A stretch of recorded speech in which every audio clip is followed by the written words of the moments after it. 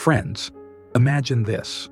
An ordinary day, you're just helping an old man with a heavy box, thinking that this is the end of it. But the next day, a mysterious black car stops outside your house. How many questions immediately arise, right? Who is it? What do they want? Gratitude or something more? Get involved in this story because something completely unexpected is ahead of you. We welcome each and every one of you. We're always excited to see our audience grow and connect people from all over the world. Let us know in the comments what your name is and where you're watching this video from. It really matters to us. We appreciate each and every one of you because you inspire us to create new stories and help us promote our channel. You are our support and motivation. Thanks to you, we become better every day. Just know that every like, every comment, and every video you watch makes us happy. Thank you for being with us. This morning was no different from any other. A light breeze ruffled the branches of the old oak tree by the window, and sunlight streamed through the curtains, flooding the room with warm light. Desmond, a 16-year-old with kind eyes and slightly disheveled curls, lazily pulled on his worn sneakers. A normal day was ahead of him. A morning run in the neighborhood park, some music in his headphones, and maybe a meeting with friends. His house stood on a quiet street where life flowed calmly and measuredly. People said hello over the fences, smiled at passers-by, but stayed in their own small, cozy universe. This place had always seemed to him both boring and safe at the same time. He wore his old Stay Kind t-shirt, the one his grandmother had once given him. She'd often said, "Kindness is the key to everything." Desmond wasn't sure it was true, but he loved that phrase as much as he loved his grandmother's hugs. As he stepped into the street, something unusual caught his attention. An elderly man was standing on the opposite side of the road. He was trying to lift a large box, but his movements were awkward, and he was clearly struggling with the weight. Desmond stopped. For a moment, he thought that someone else, older, would notice the old man and help him. But the people passing by only gave him quick glances as they went about their business. After hesitating for a second, the teenager took off his headphones, slipped them into his pocket, and confidently walked toward the old man. "Hey, can I help you?" he asked, smiling slightly. The older man raised his head. His face was tired, but there was relief in his eyes. "That would be very kind," he exhaled gratefully. Desmond stepped closer and, without waiting for instructions, easily picked up the box. It was much heavier than he'd expected, but the teenager tried not to show it. "What have you got there? Stones?" he joked, trying to lift the box a little higher. The old man smiled. "Almost. These are old books. I decided to donate them to the library, but I guess I overestimated my strength." "Books are cool," Desmond said, carefully lowering the box into the trunk. "But next time, you'll definitely need a helper." "And I think I've already found him," the old man replied with warmth in his voice. When the work was done, the man thanked Desmond, but the teenager just waved his hand, saying, "It's nothing." He didn't even recognize the old man's name, just nodded slightly and returned to his morning route. But something about that moment stayed with him. It was a strange, pleasant sensation, like he had done something more than just pick up a box. He didn't yet know that this day would be the beginning of an amazing story that would change his life. Desmond wasn't the kind of man who liked to draw attention to himself. He liked to watch the world from the shadows, but today he couldn't pass by. Even from afar, he noticed an elderly man bent over trying to lift a huge box standing on the sidewalk. His movements were clumsy, his hands trembling with effort, and there wasn't a soul around to help. The teenager could have just continued on his way. Someone else would probably have done just that. But his grandmother's words flashed through his mind. "Always help if you can, even if no one asks you to." Those words sounded so clear, as if she were standing right next to him. Desmond crossed the road with a quick step. He didn't think about how it looked from the outside. He didn't care what anyone else had to say. "Good morning," he began, stepping closer. "Can I help you?" The man, apparently too focused on his task, didn't notice him at first. When he heard the voice, he flinched and raised his head. His gaze was tired, but surprised at the same time. It wasn't every day that a teenager on the street offered help for nothing. Yes, thank you," the old man replied, a little confused, wiping the sweat from his forehead. "This box, it's heavier than I thought it would be." Desmond, wasting no time, moved closer and tried to lift it. As soon as he grasped the edges, it was clear why the old man was having such a hard time. The weight of the box was heavy, as if there were bricks inside. "Wow, you're not kidding," he said, grinning. "What did you put in it?" "Old books," the man explained, slightly embarrassed. "I decided to donate them to the local library. I've got them just gathering dust anyway." "That's a cool idea," Desmond said, struggling to lift the box. "But I don't think I can carry that thing alone." The man seemed to feel embarrassed at his helplessness. "Thanks for stopping. People are mostly in a hurry these days. Nobody notices the little things." "It's no small thing," Desmond answered, looking around to open the trunk. "If I were you, I'd be hoping for help too." There was not a trace of arrogance in his voice, not a hint of pride in his deed. It was said in a simple human way. The teenager carefully lowered the box into the trunk, careful not to drop it.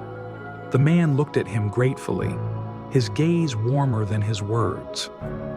"I don't even know how to thank you," he murmured, running his hand through his gray hair. "You don't need anything," Desmond waved it off, smiling again. "I'm just glad I could help." The man stared at him intently, as if memorizing his facial features so he wouldn't forget. "It's not often you meet someone like you," he said quietly. Desmond felt a little embarrassed. He nodded, lowering his gaze to his sneakers. He didn't feel like talking much, and there wasn't much time. His morning route was still waiting. "Well, I'm off. Have a good day." With these words, he turned and walked on, putting the headphones back in his ears. But the music was not distracting him at that moment.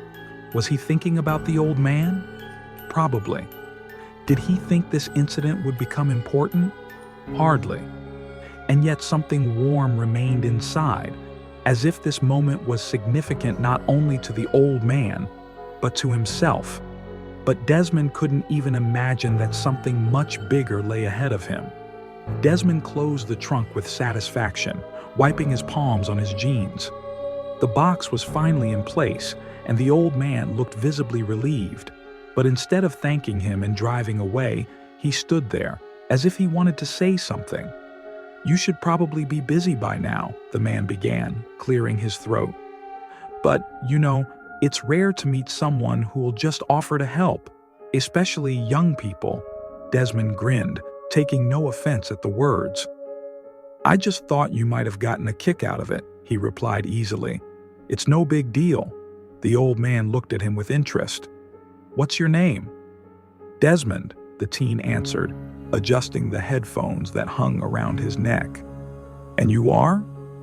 "My name is Mr. Harper," the old man said, extending his hand. Desmond shook it, surprised at the firm handshake despite the man's age. "Nice to meet you, Mr. Harper. What were you doing outside so early? It's not often you meet teenagers who aren't in bed at this hour." "Running." "Well, trying to run," Desmond admitted, smiling a little embarrassed. "I do it for myself. Helps clear my head." Mr. Harper nodded, humming approvingly. "That's a good habit. I wish I had that when I was your age. Now I'm carrying boxes instead of running around." Desmond laughed, and the old man seemed to feel a little lighter too. "What are the books in the box?" the teenager asked, nodding at the trunk. Mr. Harper thought for a moment, his gaze becoming a little detached, as if he had gone back in time. "These are my wife's books. She loved them. collected them over the years with love. When she passed away, I thought I could keep them for myself, but..." He paused, exhaling quietly. "I realized it was better to give them to someone who would use them. That's what she'd want." Mr. Harper's words sounded simple, but they had depth. Desmond was silent for a moment, unsure of what to say. "I'm sorry. I didn't know," he finally said, his voice a little quieter. "It's all right, son," the old man said, looking up. "You didn't know, but you helped anyway.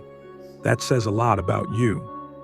Desmond felt a strange feeling come over him. Not pride, but rather a warm realization that his simple act mattered. "She loved a good story," Mr. Harper continued. "I guess that's why we got along so well. She always said that the real value wasn't in things, but in people, and you proved that today."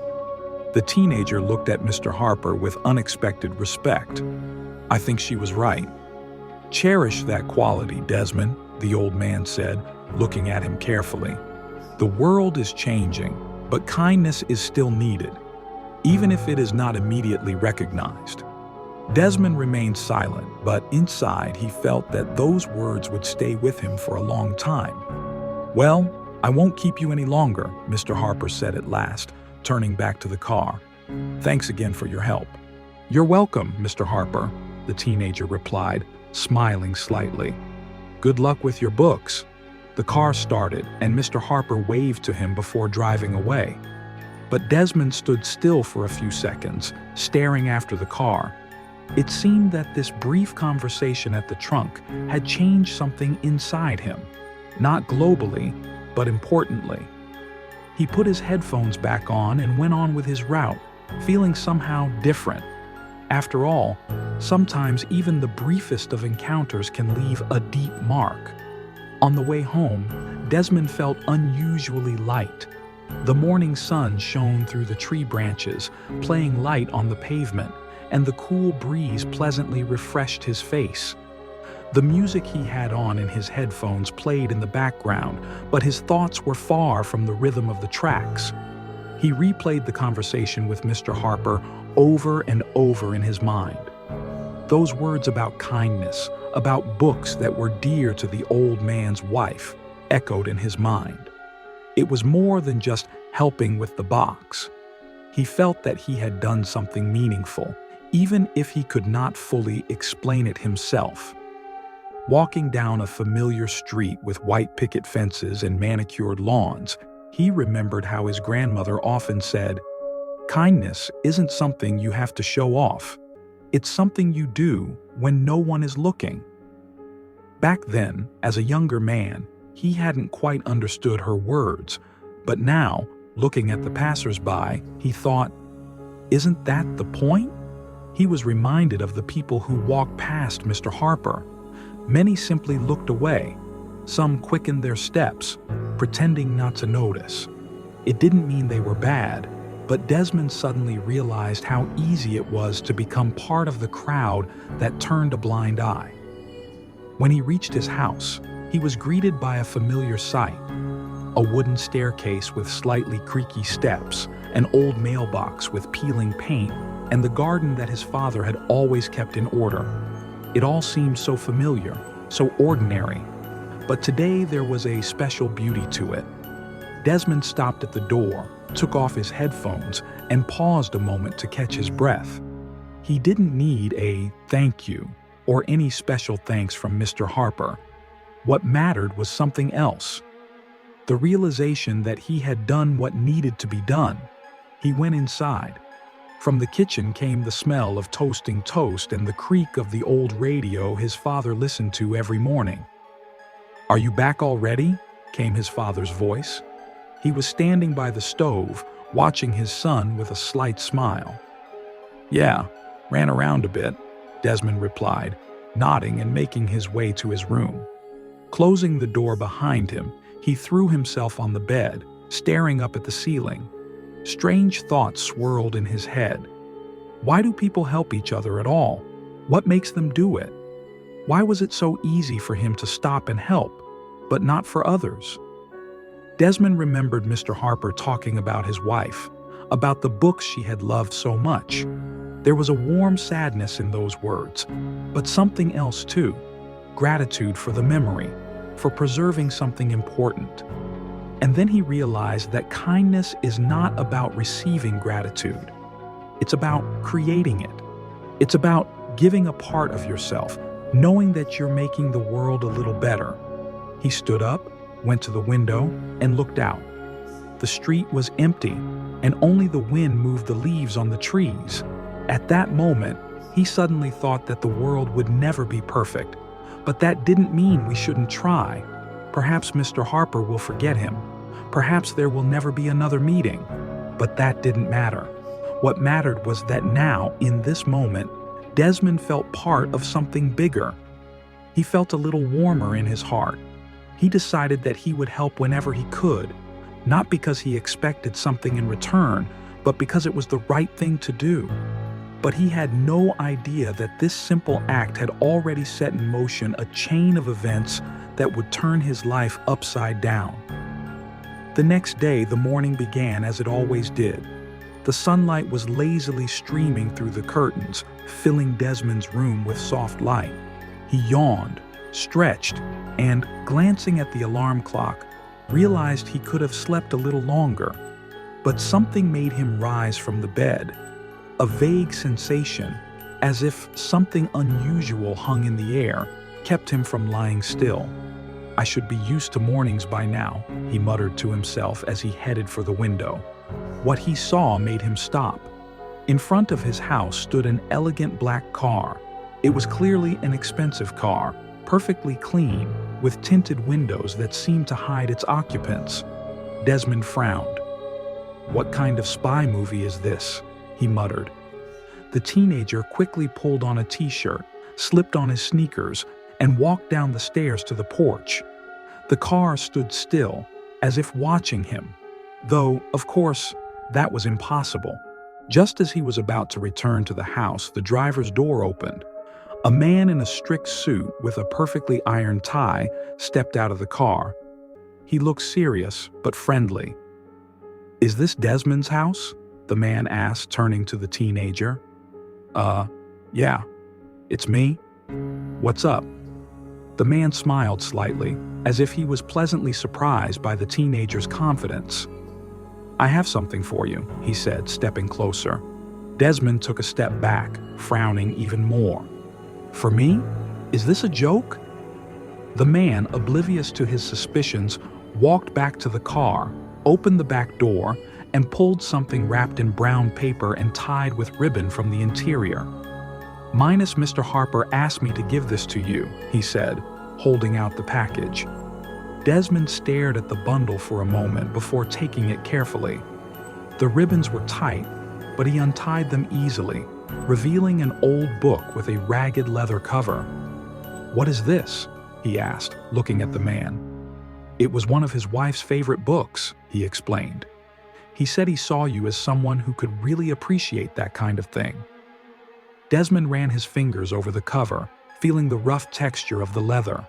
It was a strange feeling, a mixture of excitement and something else, something deeper. "I just helped him with the box," he said, trying to find the words. "I didn't do it for—" "He knows," the man said softly, "and that's why he wanted to thank you." Desmond fell silent. He wanted to say that he shouldn't, that it was too much, but something inside told him that this book was important not only to Mr. Harper, but to himself. "Is that it?" he finally asked, feeling the words stick in his throat. The man smiled, heading back to the car. "Maybe this is just the beginning," he said, before getting behind the wheel. The car started, and a moment later disappeared around the corner, leaving Desmond alone on the porch with a book in his hands. He sat down on the steps and opened it. There was neat handwriting on the first page. This book is not just a story. It's a reminder that good things always come back. Desmond stared at those words for a long moment before turning the page. He sensed that there was more ahead of him than he could have imagined. The words in the book stayed in Desmond's head. He flipped through the pages, feeling that he was holding more than just an old volume. But every sentence, every line seemed to whisper, "Wait, time will explain everything." He closed the book and looked up. The street was empty, and the morning calm was back in the house. And yet, something had changed.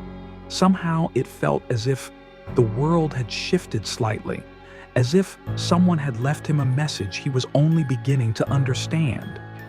It would seem that this could have been the end of it. But a few hours later, when he had already returned to his daily routine, the black car reappeared in front of his house. This time, Desmond rushed straight to the door, not even trying to restrain his curiosity. He stepped out onto the porch, not waiting for someone in the car to make the first move. "You again?" he asked, looking at the driver, who, as in the morning, looked impeccable. The man in the suit got out of the car again, but this time he was holding a small, neat case made of old wood with a golden clasp. "This is for you too," he said, holding out the case to Desmond. The teenager took it gingerly, feeling his pulse quicken. "What's that?" "Open it and see," the man replied briefly, smiling again as if he knew something more. Desmond, trembling with curiosity and slight excitement, slowly opened the clasp. Inside lay a folded sheet of paper and a small pocket compass, which, from its appearance, was older than Mr. Harper himself. "A compass?" the teenager muttered in surprise, picking it up. The driver nodded. "This compass has been with Mr. Harper his whole life. He said you should have it now." Desmond frowned, looking at the driver incomprehensibly. "Why? I barely know him." The man leaned a little closer, with a serious but still friendly expression. "Sometimes we meet people who remind us of the way we were, or what we wish we were." Desmond didn't know what to say. He silently opened the folded sheet of paper. Mr. Harper's handwriting was neat, almost calligraphic. "Desmond, this compass has helped me find my way in my most difficult moments. But the true path is always within us. You have shown that there is still kindness in the world. It is a sign that even simple acts can be the beginning of something great. Take care of it and remember, wherever you go, follow what your heart tells you." Desmond's eyes ran over the lines several times. Each word sounded like the quiet voice of an old man, full of wisdom and warmth. "It's unbelievable," he finally exhaled, looking up at the man. "Why did he do that?" The driver only shrugged his shoulders. "He saw something special in you. Maybe kindness, maybe a spark." Desmond twirled the compass thoughtfully in his hands.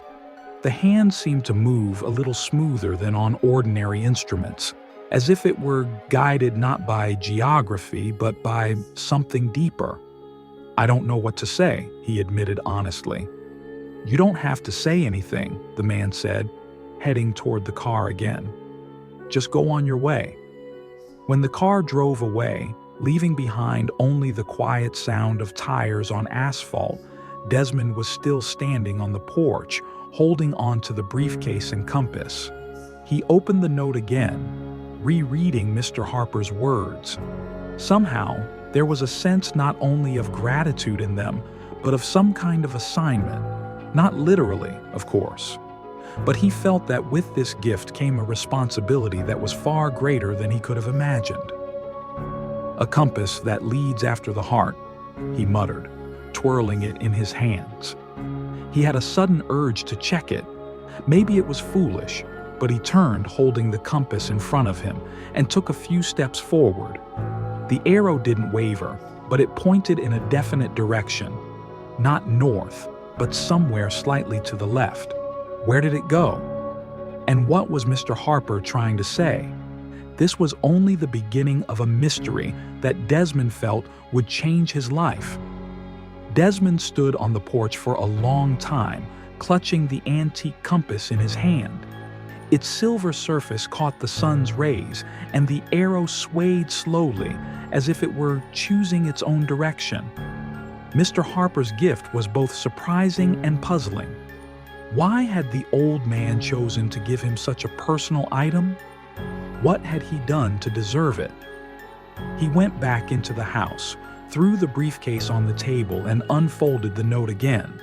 The words, "Follow what your heart tells you," stuck in his mind. They sounded like a quiet reminder that life is not only a road, but also the choices you make at every crossroads. Sitting down on the bed, he thought. His act of kindness, which had seemed so simple and ordinary, had suddenly turned into something much more. It wasn't just helping an elderly person.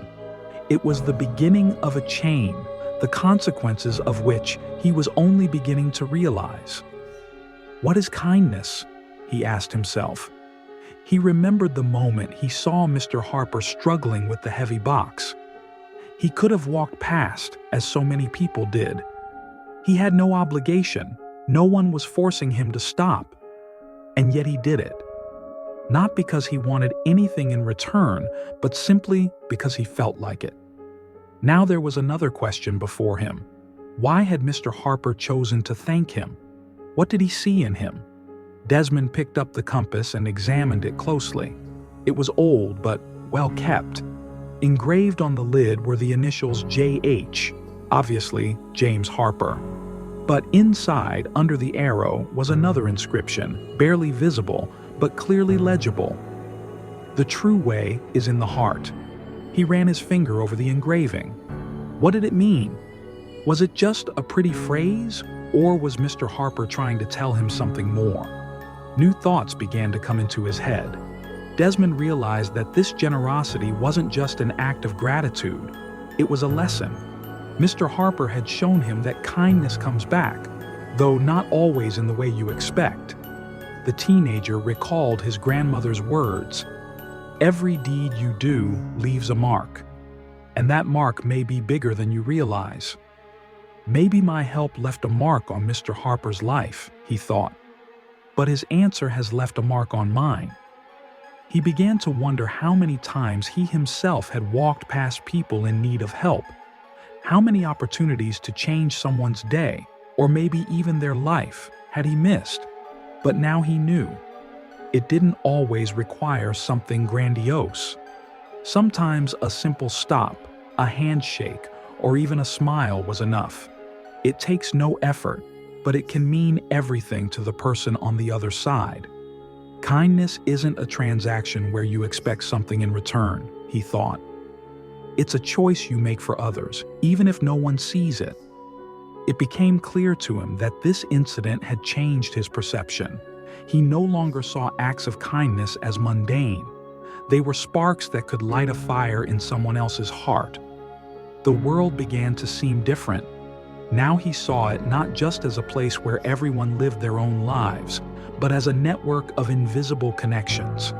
One person's small actions could lead to big changes in another person's life, and it all started with one heavy box.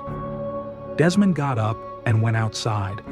The sunlight was bright, the air warm. He looked at the compass again.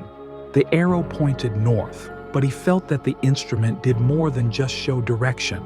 He wondered, if Mr. Harper had chosen to give him something so personal, could it be that it was a message? A call to seek something more in life than just routine and habits? "You wanted me to follow my heart," Desmond said quietly, looking at the compass. And at that moment, he realized that his heart always tells him where to go. You just have to learn to listen. That day became a point of reference for him. Mr. Harper's generosity didn't just surprise him, it made him want to be better, not for the reward, but because it was the right thing to do. Kindness is power, he thought, clutching the compass in his hand. It changes not only those you help, but also yourself. Desmond felt that his life would never be the same. Now he wanted to be the spark that lit a fire in others, because sometimes one simple act can change the whole world. It had been several days since Desmond had received the old compass and the mysterious note from Mr. Harper. The compass lay on his desk, But the teenager couldn't stop thinking that there was something more behind the gift. Questions about the old man's life and his strange but profound gratitude kept him busy. One day, after school, Desmond, plucking up courage, decided to find out for himself where Mr. Harper lived. He remembered that the old man had mentioned a library and assumed that he could be found somewhere near there. He started at the small local library where a box of books had just been delivered. When Desmond stepped inside, he was greeted by the smell of old paper and silence, broken only by the rustle of pages. "What can I do for you?" the elderly librarian asked, noticing his confused look. "Hello," he began. "I'm looking for Mr. Harper. He recently delivered some books here." "Ah, James Harper," the woman replied softly, smiling. "Yes, he did leave us a whole collection, beautiful specimens. But why do you want it?" "Well, Desmond hesitated for a moment, not knowing how to explain. "He gave me something important and I'd like to talk to him." The librarian nodded, as if realizing that the young man was speaking sincerely. "He lives nearby, on the corner of 3rd and Pine. Gray house with a porch. I think he'd be glad to see you." Desmond reached the address a few minutes later. The house indeed turned out to be small and old, with wooden steps leading up to a cozy porch. The teenager sighed before knocking on the door. The door opened almost immediately, as if Mr. Harper had been expecting him. "Desmond," the old man said, smiling, "I knew you'd come sooner or later." "Really?" wondered the teenager. "Of course," Mr. Harper replied, gesturing for him to come inside. The house was just as Desmond had expected, warm and cozy. There was an old gramophone in the corner, and the walls were hung with pictures. In one of them, he saw a young man in a military uniform. "Is that you?" Desmond asked, pointing to the picture. Mr. Harper nodded, looking thoughtfully at the photograph. "Yes, I was 20. It was a different time," he said, sinking into his memories. They sat down at a small table in the kitchen, and the old man poured them tea. "You know, Desmond, when I saw you that day, you reminded me of myself. Young, hopeful, willing to help without asking why." Desmond felt a slight embarrassment. "Did you?" "But I didn't do anything special," Mr. Harper smiled. "You think it is. But one day you will realize that the most important things are not the great deeds, but the small deeds we do for others."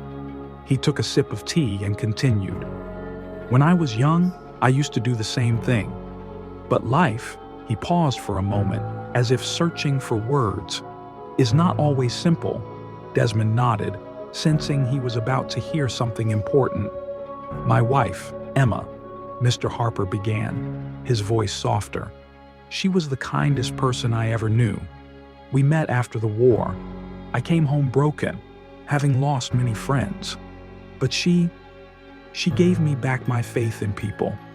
Desmond noticed the old man's eyes moisten slightly, but he kept talking. "She loved books. They were her world. Every night she read to me, even when I was too tired or didn't want to listen. Her voice soothed me, reminded me that there was more to life than pain and loss." Mr. Harper looked up at Desmond. "When she died, it was like the whole world stopped, but I decided that her love of books should live on. That's why I gave them to the library." Desmond nodded slowly, feeling something pinch inside. "And this compass," continued Mr. Harper, "was her present to me on our wedding day. She said, 'James, may it always remind you that the true path is the one you choose with your heart.'" He held out his hand as if he held that compass again. "I didn't use it often, but it was always with me. When I saw how you helped me that day, I knew you had to have it." "But," Desmond began, feeling the words stick in his throat. "Why me?" Mr. Harper smiled, his face lit up with warmth. "Because you have a good heart. You've done something that a lot of people would think is unimportant. And I want you to know that doing something like that changes the world." Desmond looked at the compass, which now seemed even more significant. "Thank you," he said quietly, sincerely. Mr. Harper nodded as if his mission was accomplished. "Always follow your heart, Desmond. It will never let you down." This encounter stayed with Desmond forever, as a reminder that in the simplest people and actions, the greatest stories are hidden. After his conversation with Mr. Harper, Desmond returned home in deep thought. Every step he took seemed to be soaked with thoughts of what he had just heard. The old man's story had not merely touched him, it had left an indelible mark on his mind. He couldn't forget the way Mr. Harper had talked about his wife, about books, about how the compass had helped him in difficult times. It all seemed at once simple and deeply meaningful. The compass in Desmond's pocket was no longer just a thing. It had become a symbol that bound them together. When he went into his room, the first thing he did was take out his compass and put it on the table. The arrow still swayed quietly, but now it seemed to him to be more than just a directional indicator. How does it work? Desmond thought. Why is it that one little thing, one random moment can change everything? He suddenly remembered the day he had first seen Mr. Harper with the box. At the time, it had seemed like a simple decision to come over and help, but now he realized it had been more than a gesture. It was a moment that had connected their lives and made them see the world differently. Desmond decided to go outside to get some air. He walked down the familiar road he traveled every day, but today it seemed different. The passers-by, who had been just a faceless mass, were now interesting to him. They each have a story to tell, he thought. What secrets do they keep? How can one act of kindness change their lives?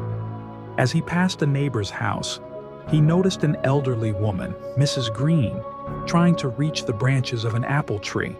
Her basket was almost empty, and there were many more juicy apples hanging from the branches. Desmond stopped. Not long ago, he might have just walked on by, thinking it was none of his business. But now he realized that even the smallest actions mattered. "Mrs. Green, can I help you?" he asked, stepping closer. The woman looked up, slightly surprised, but then smiled.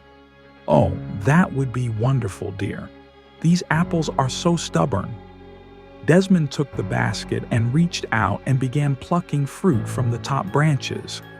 "You know," he said, handing her a full basket, "you should get someone to help you with the stairs or something."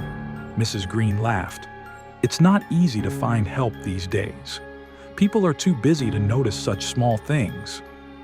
Desmond nodded, her words echoing in his head. He knew what she was talking about, and he felt that something could be changed. The next day, inspired by this moment, he came up with an idea. He decided to create a small chain of kindness in his neighborhood. To start small, offer neighbors help with their chores, and then ask them to pass it on to others. It seemed silly to him at first. Who needs it?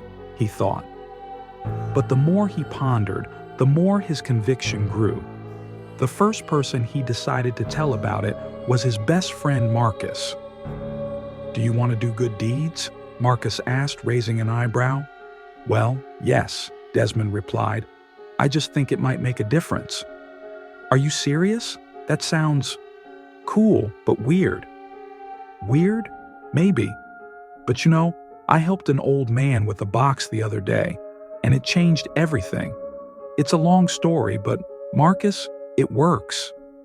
Marcus looked at him, clearly surprised at such enthusiasm. "Okay, I'm with you," he said finally, smiling. "Let's see where this goes." Over the next few weeks, they started small. They helped their neighbors with groceries, cleaned their driveways of fallen leaves, and had small meetings to discuss how everyone could contribute. To their surprise, the idea began to grow.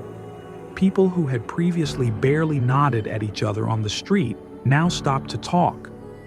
Someone offered to help repair the fence. Someone offered to organize a park cleanup. One evening, Desmond was sitting in his room, holding Mr. Harper's compass in his hand. He watched the hand slowly oscillate and suddenly realized that it was always pointing not only to the north, but also to the target he had found. A small act can change everything, he thought. The world may be huge, but it's kindness that brings it closer. Mr. Harper was right. Kindness does bring the world together, not because it's a big, loud thing, but because it's connected to the heart. And when you follow your heart, you find your true path. It had been several weeks since Mr. Harper, the compass, and the realization that one act could change the whole world had come into Desmond's life. The neighborhood in which he lived was beginning to change, not immediately, but perceptibly. People who had barely known each other before began to socialize, offering help and support. Smiles on the streets became more frequent, and mutual participation was no longer a rarity. For Desmond, it wasn't just a pleasant observation, it had become his new goal. But he knew it wasn't enough. If I've been able to inspire a few people, he thought as he sat at his desk and looked at the compass, what more can I do if I start acting on a larger scale? An idea came to him, and this time it was much more ambitious. In the evening, he gathered his friends, Marcus, Sarah, and Ava at the old playground where they often hung out in junior high school. He was holding a notebook full of notes and ideas. Okay, folks, I have a plan, he began, unfolding a notepad in his lap. What do you mean? Sarah asked, raising an eyebrow. About the new park cleanup? No, he replied, smiling slightly. We're moving on. I want to make our chain of goodness bigger, not just here, but everywhere. Marcus grinned. You want to start a kindness revolution? Exactly, Desmond replied gravely. Why not? Look, we're already seeing it work. People are getting closer. We can create a network of sorts, where everyone can help someone else, and then pass it on. Ava looked at him thoughtfully. You want people to share kindness like a virus? Yes, Desmond cheered. But it will be a virus that unites rather than destroys. And how do you envision that? Sarah asked, squinting skeptically. Desmond opened his notebook and showed his sketches. We will start with small tasks. First in our neighborhood, helping the elderly, free classes for children, collecting clothes for the needy. But I want this to grow. People need to see that they are not alone, that everyone can be part of something bigger. The idea was ambitious, almost impossible, but Desmond spoke with such enthusiasm that all three friends felt it could work. Okay, Marcus finally said. This sounds crazy, but I'm with you. Me too, Ava added, smiling. I think we can do something cool. Sarah rolled her eyes, but her voice sounded warm. All right, fine. But if that doesn't work, you'll have to personally pick up any leftover leaves in our yard. The idea began to take shape. They created a small group called the Chain of Goodness and started with simple things. They printed out flyers explaining the idea. Everyone who received help should pass it on by helping someone else. To their surprise, people were quick to pick up on the idea. One evening, Desmond saw one of his neighbors, Mr. Reeves, helping to fix a bicycle for a boy from next door. This boy then came to Desmond's grandmother and offered to help with the garden. Soon everyone around him began to notice how small gestures add up to a big chain. The project started to gain momentum. Local newspapers wrote about how the teenagers had changed the atmosphere in their neighborhood. People from other parts of the city began to wonder how they could join in. All of this was inspiring to Desmond, but he didn't forget where it all began. One evening, as he was helping to collect items for charity, Mr. Harper approached his house. I heard you started here, he said, smiling slightly. Did you see it? Desmond wondered. Yeah, and I'm proud of you. Mr. Harper took a small photograph out of his pocket and held it out to Desmond. That's my wife, Emma, he said. She'd be proud of you. She always believed that kindness could bring people together. Desmond looked at the photograph. It showed a woman with kind eyes and a soft smile that seemed to glow with warmth. "Thank you, Mr. Harper," he said quietly. "No, son. Thank you. You proved her right." A few more months passed. Desmond's idea spread to neighboring neighborhoods and then beyond. People began sharing their stories on social media, telling how they were inspired by a simple chain of kindness. But for Desmond, it wasn't about fame. It was about people, about the bonds they made by helping each other. Every time he looked at the compass, he remembered Mr. Harper's words, "Follow your heart." He knew now that this journey was just beginning. Kindness really can unite the world. You just have to start with yourself. This story teaches that even the simplest and smallest acts of kindness can change lives, not only of the one being helped, but also of the one being helped. It shows that kindness is a force that can bring people together, break down barriers, and create a chain of change that encompasses the whole world. The story reminds us of the importance of being considerate of others. Sometimes all it takes is one sincere gesture to inspire someone to return kindness and start a chain of positive change. It emphasizes that true kindness is selfless, does not require gratitude or seek recognition, but comes from the heart. The protagonist, starting with a simple act of helping, discovers that the world is full of hidden connections. He realizes that each of us has the opportunity to influence those around us, to make their lives easier, brighter, and better. It is important not to be afraid to be the first to lend a hand, because goodness always returns, even if not immediately. The story also shows how important it is to remain sincere despite the indifference or skepticism of others. It inspires us to act not for the sake of reward, but for the sake of making the world at least a little kinder. This is the true meaning of humanity, finding your place in the world through caring for others. Friends, what do you think of this story? Did you like how one simple action could change not only the life of the hero, but also the life of an entire community? Write in the comments what you think about this story, what it means to you, and how you perceive the power of kindness. Also, tell us about your acts of kindness.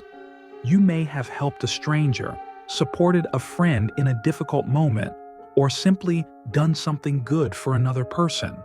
Your stories are inspiring, and we are sure that they can become the beginning of a new chain of kindness. Let's together create a space where good wins.